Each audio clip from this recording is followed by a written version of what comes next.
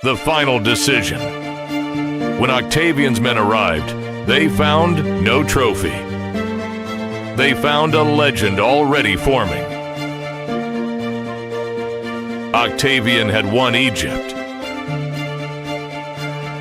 but Cleopatra had won control over her ending.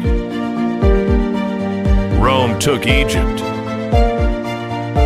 but it could not erase Cleopatra. In her final night, Cleopatra had no empire left.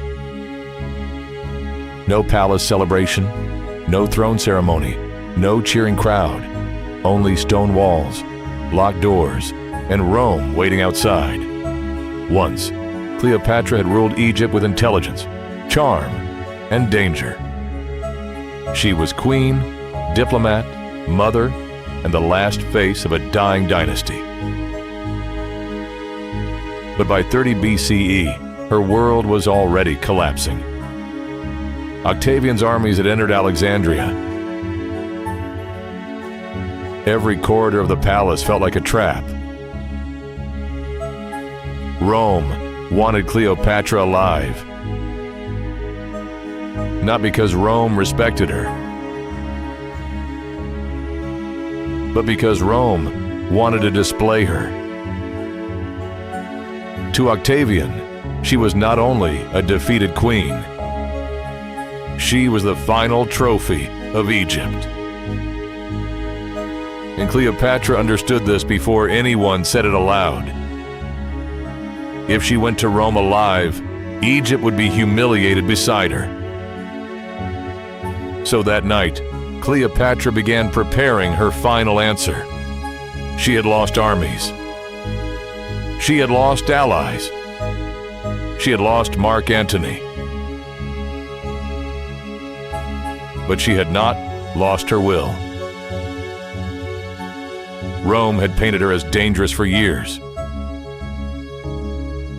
They called her seductive, foreign, and impossible to trust. But behind the legend was a ruler. A woman who understood language, image, money, and power. She was born into the Ptolemaic dynasty, a Greek royal house ruling Egypt for centuries. Her ancestors came after Alexander the Great. But Cleopatra chose to belong to Egypt. Unlike many before her, she learned the language of her people. That made her more than a foreign queen. She became a symbol of Egypt's survival. But Egypt was rich, and Rome was hungry. Grain, gold, and the Nile were too valuable to ignore. Cleopatra knew love alone could never protect a kingdom. Alliances could. First came Julius Caesar, a man whose name already shook the Roman world. Their alliance gave Cleopatra power, but it tied Egypt's future to Rome's storms. After Caesar's death, Rome fractured. Cleopatra had to choose her next protector carefully.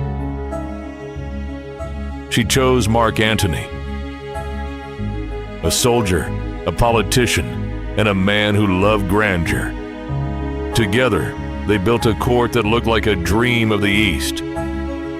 But every celebration in Alexandria sounded like an insult to Octavian. Octavian knew how to win before the battle began.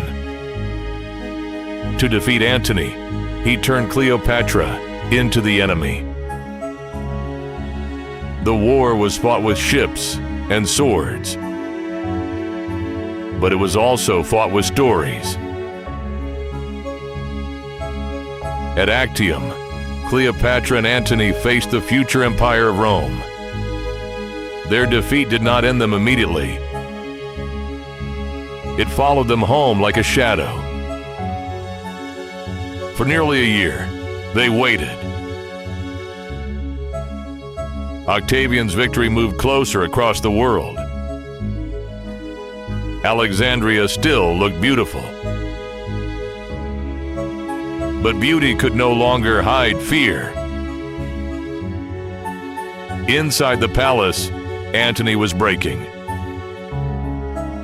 Cleopatra was calculating. Rome was approaching. Then came the false report that Cleopatra was dead.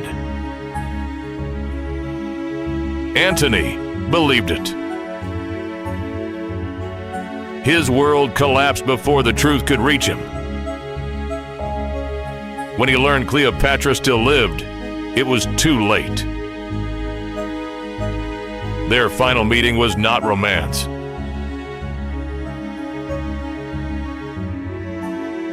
It was the collapse of two worlds.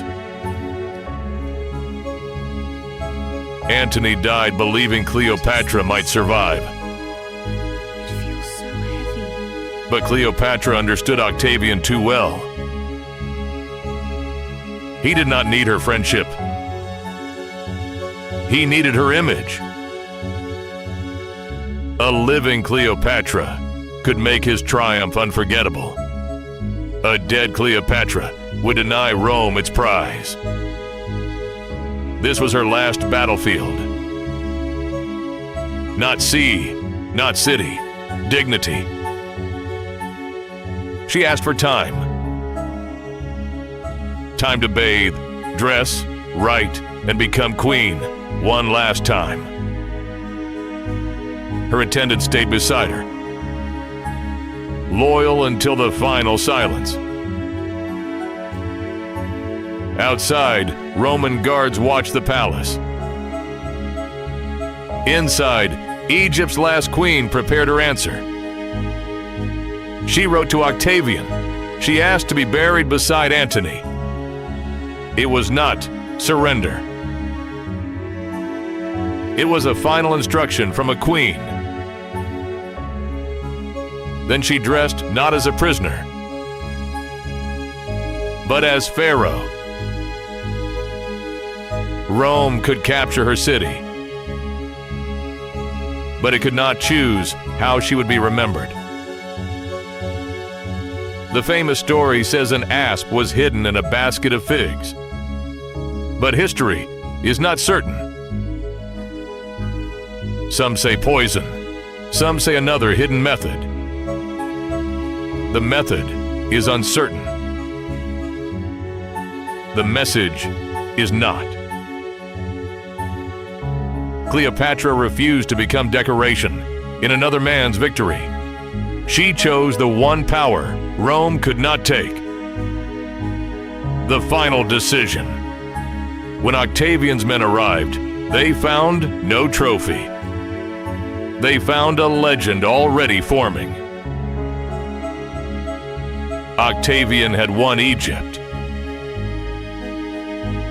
but Cleopatra had won control over her ending.